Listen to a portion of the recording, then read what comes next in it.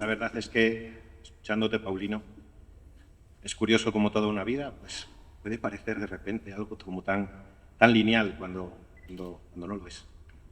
Pero bueno, queridos párrocos de esta unidad pastoral, Virgen de la Vega, señora alcaldesa de Benavente, concejales, miembros de la corporación municipal, presidentes de las cofradías de Benavente, directora del área de cultura de la Junta de Castilla y León, medios de comunicación y sobre todo, queridos amigos, todos queridos amigos de Benavente y de la Semana Santa. Hoy me gustaría poder dirigirme a ustedes, a vosotros, si me lo permitís, con humildad sincera y con la humildad de quien no está muy seguro de poder estar a la altura del encargo que ha recibido en el contexto de esta nuestra Semana Santa benaventana, que mantiene y transmite su vida y su tradición particular de siglos de historia, sirviendo a nuestra ciudad como recuerdo de su fe y su legado.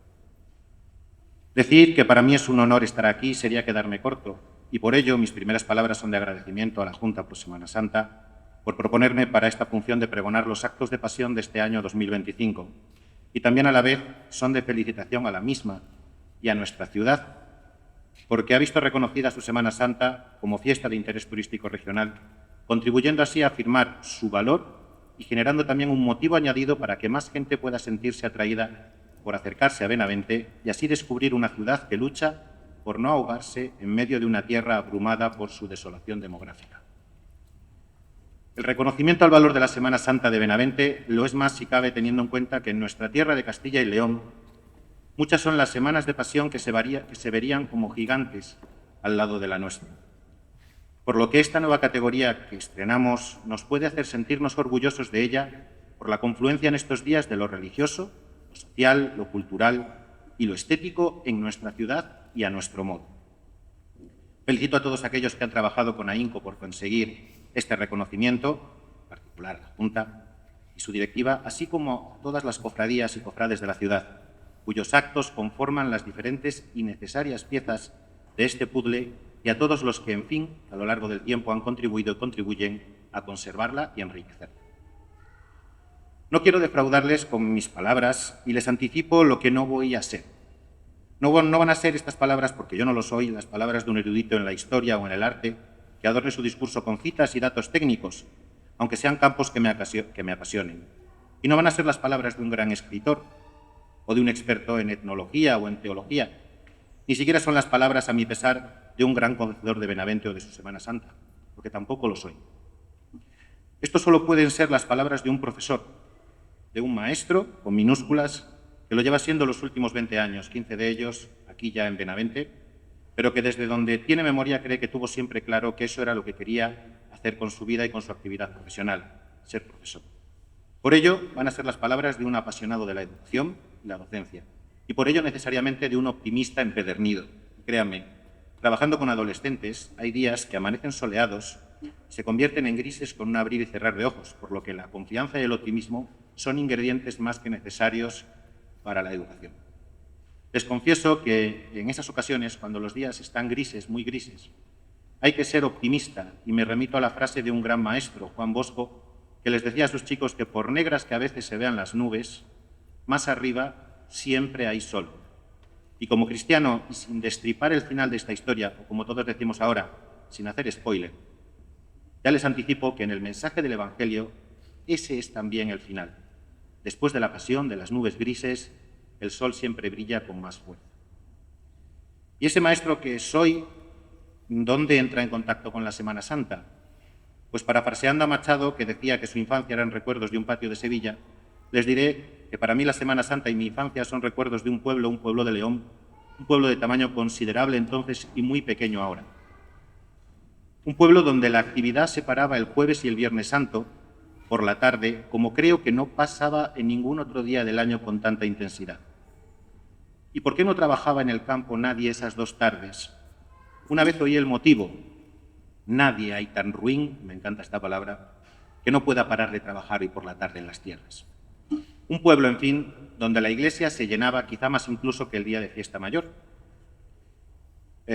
Una iglesia con organización interna militar.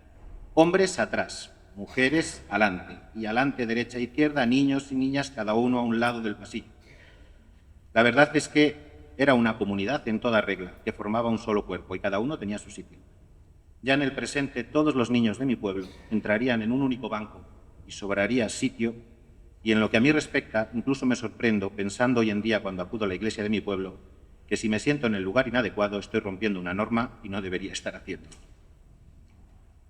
¿Quién nos enseñó esto? No lo sé. Era ya así en esos años 80 que viví de niños, y quizá es porque los pueblos van a un ritmo distinto de las ciudades. Por ello, cuando recuerdo la Semana Santa que se me presentó en la niñez, es la de un acontecimiento que paralizaba la vida del mundo, ya que mi pueblo era el mundo a mi modo entonces de entenderlo. Una sucesión de misas y procesiones, procesión en realidad, mujeres con pañuelos negros anudados a la cabeza y canciones un tanto tétricas como aquella que repetía eso de «Dainos, Señor, buena muerte». A los ojos de un niño, la Semana Santa era sin duda un momento fundamental y de extrema importancia, ya que incluso mi abuelo Pedro iba 2 días seguidos a misa. Besaba la cruz el día que el cura conseguía que todo el pueblo se pusiera en fila para hacerlo. Y además, si se terciaba, pujaba el nazareno local, una de esas imágenes de bastidor y rostro teatral que, una vez al año, con cuidado y cariño, era preparado para procesionar acompañando de una dolorosa por las calles sin asfaltar de Quintana del Mar. Por ello, este pregón es el pregón de un chico de pueblo que se hizo maestro y al que la vida y el amor acabaron por traerlo a Benavente. Aquí, por tradición familiar, ahí mi suegro Matías tuvo mucho que ver, heredé una túnica de cofrade blanca con capirote rojo y pasé a sentir una gran devoción por esa imagen de Cristo un tanto adusta en su estética que todos conocemos en Benavente con la advocación de Cristo de la Salud. Como hermano del silencio, pero ante todo y siempre como amante de la Semana Santa unos años después, como otros muchos apasionados por la Semana Santa y por sus celebraciones, parece que con una cofradía no me fue bastante.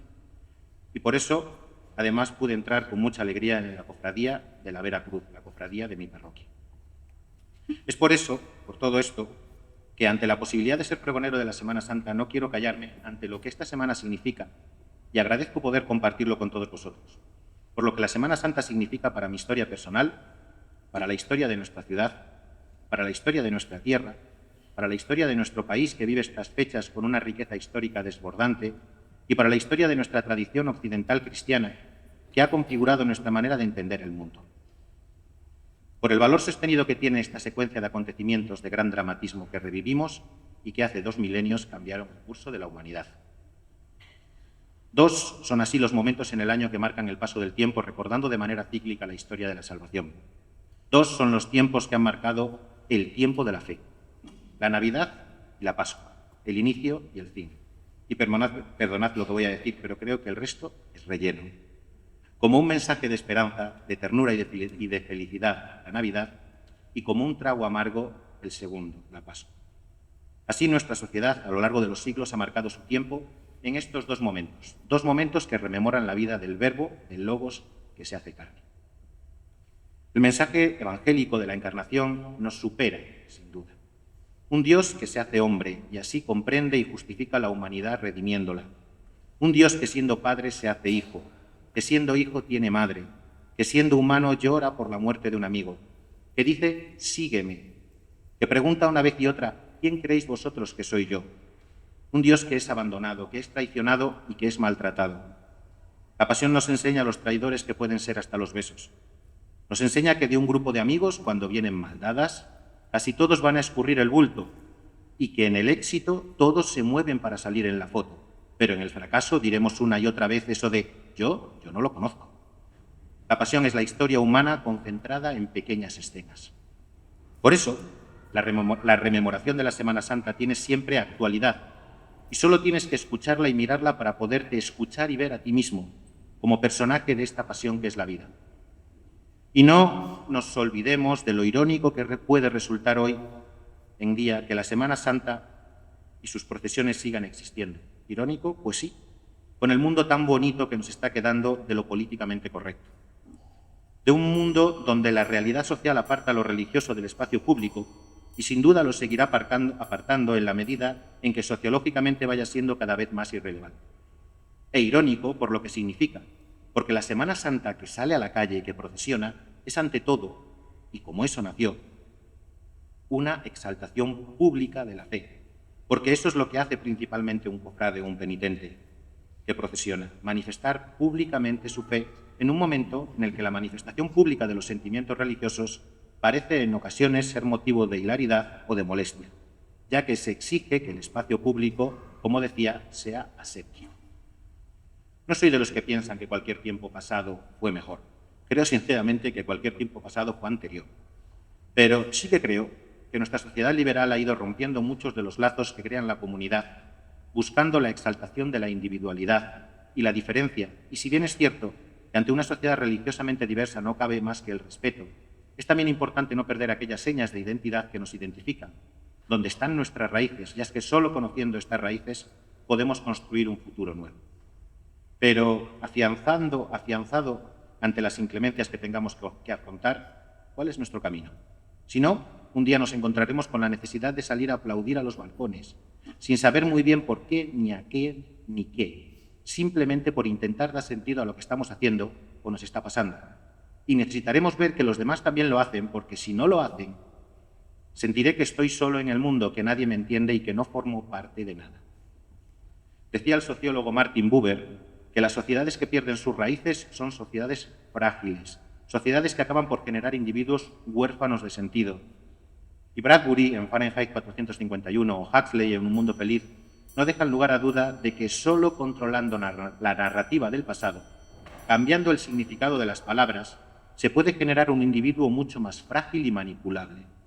Por ello, cuando la Semana Santa sea solo un sinónimo de vacaciones, habremos perdido parte de nuestra propia identidad, y eso no nos hará precisamente más felices a la postre, porque buscaremos sentido y cada vez nos irán quedando menos asideros a los que aferrarnos en esta búsqueda, y entonces saldremos a aplaudir a los balcones detrás del primer vendehumos que nos embauque. Y hoy me encuentro aquí entre vosotros, investido de este título efímero de pregonero de la Semana Santa en esta nuestra ciudad de Benavente. Un pregonero que lo primero que ha tenido que hacer por seguridad más que nada ha sido estar seguro de lo que es un pregonero y confiar así cuál es su función, si es que la tiene. Pues solo cuando se conoce el objetivo de un proyecto y el papel, cualquiera que sea, que se debe desempeñar en él, se puede con más o menos acierto desarrollar. Y aquí perdonad que me venga un poco esa rama latina de tantos años, pero la palabra pregonero viene del latín praeconis, la tercera, de donde procede el verbo pregonar y el sustantivo pregonero hunde sus raíces en la Roma republicana. Así los pregoneros eran un tipo de empleados públicos que tenían como misión convocar a los ciudadanos a las distintas asambleas, proclamar después por calles y plazas los resultados de las votaciones, así como los edictos o informaciones que, establecidas por los magistrados, debían ser puestas en conocimiento del pueblo.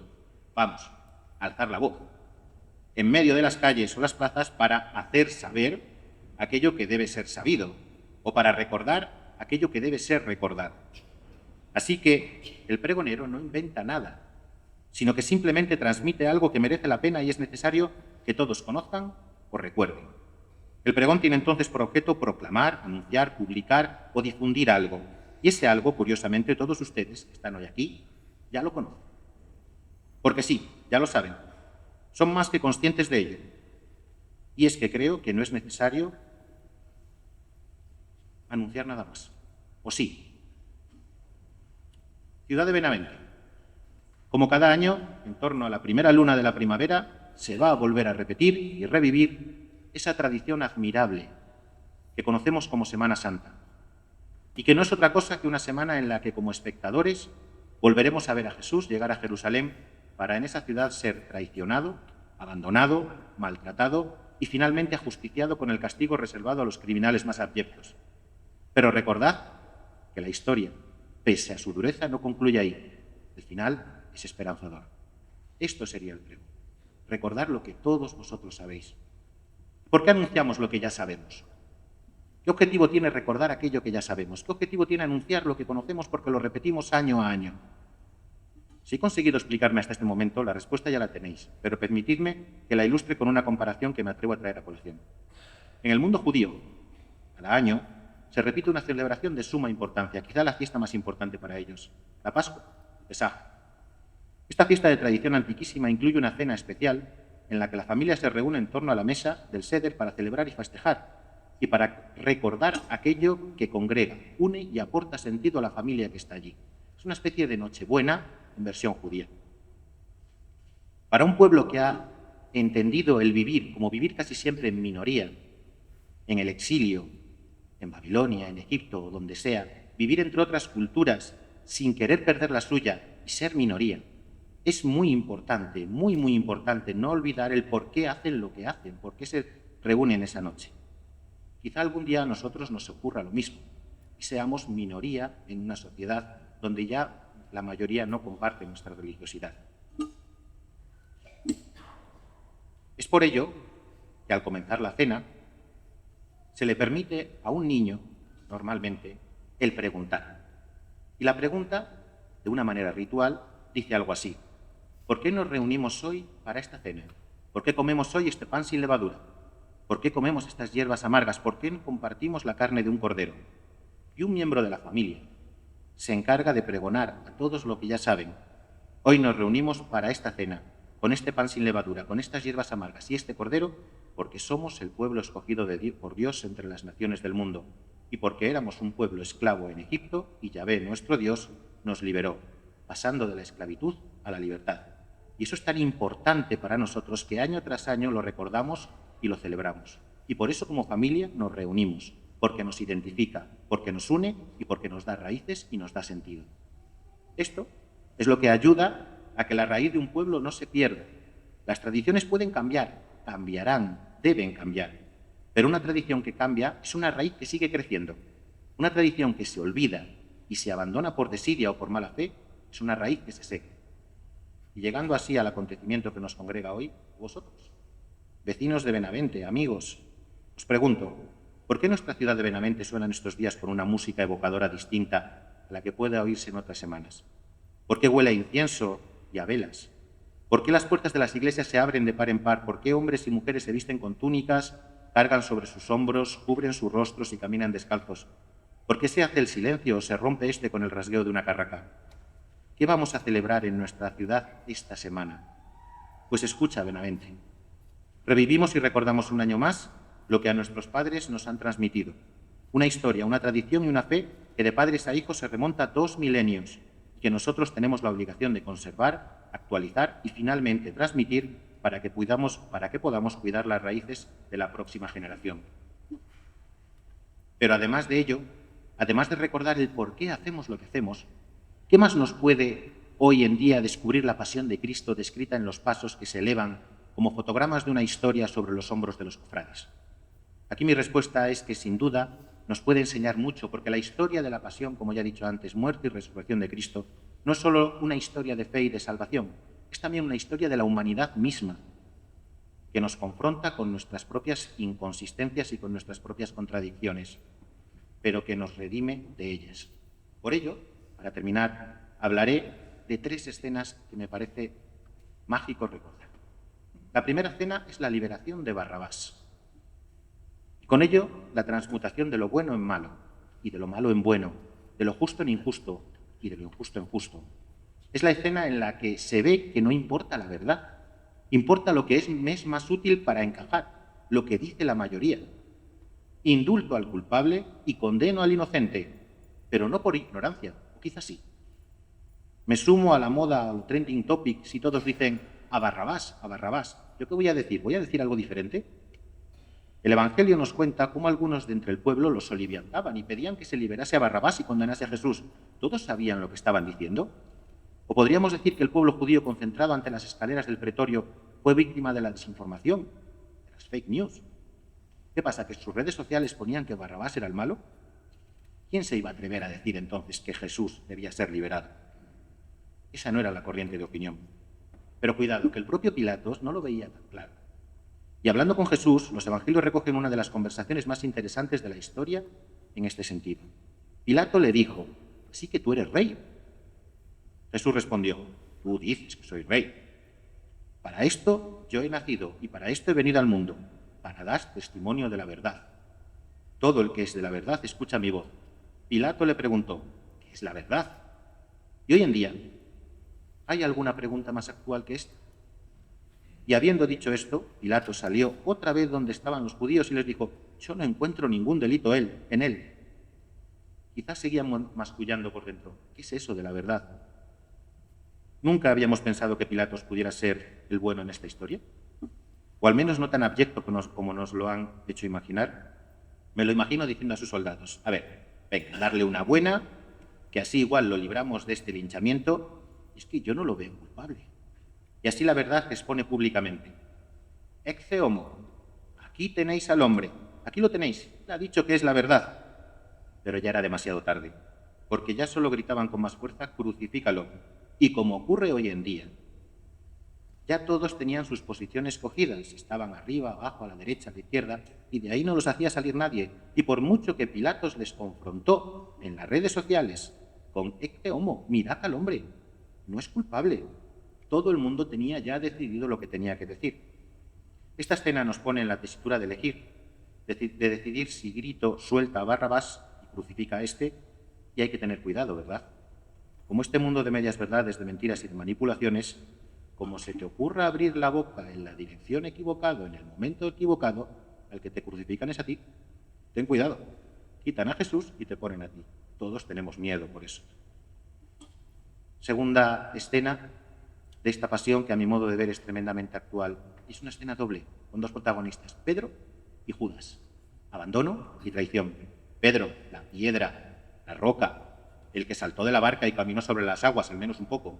Pedro, ¿me quieres? Le pregunta a Jesús hasta en 3 ocasiones. ¿Por qué?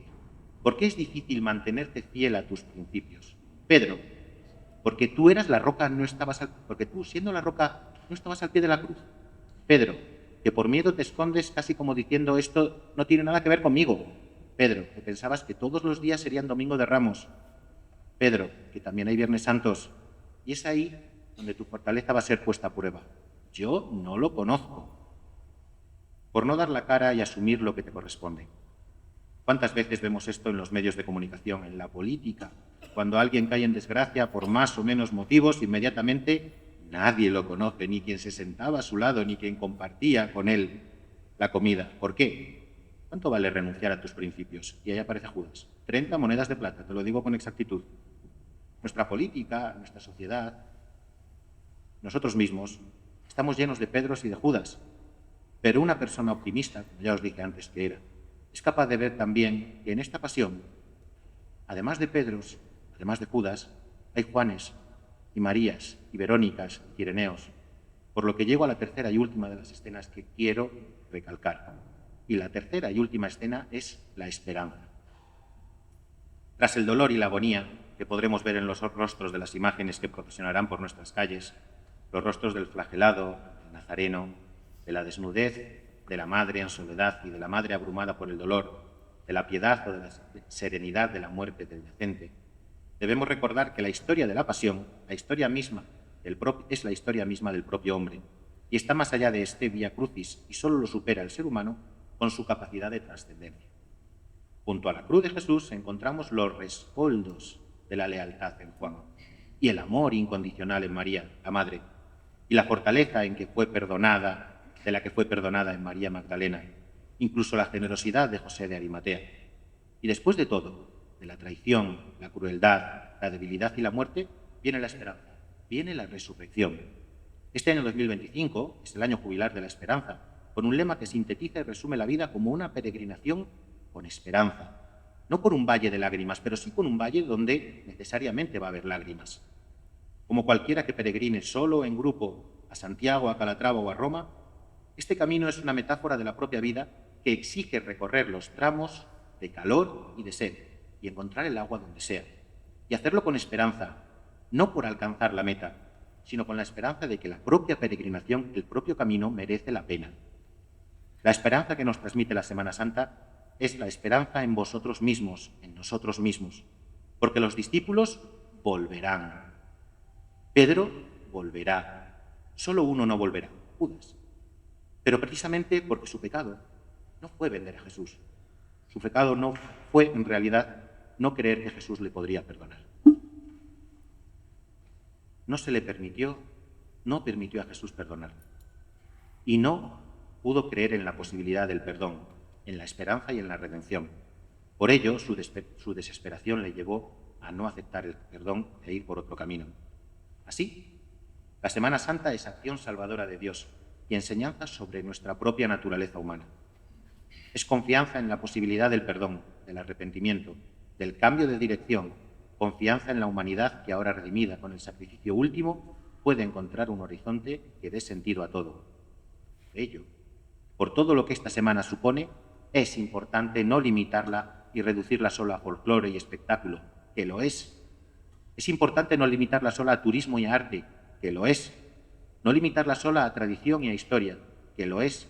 Y no limitarla solo a identidad y a identificación y a permanencia, que lo es. Pero lo supera todo. Porque la Semana Santa no es un momento de celebrar una muerte, sino una redención.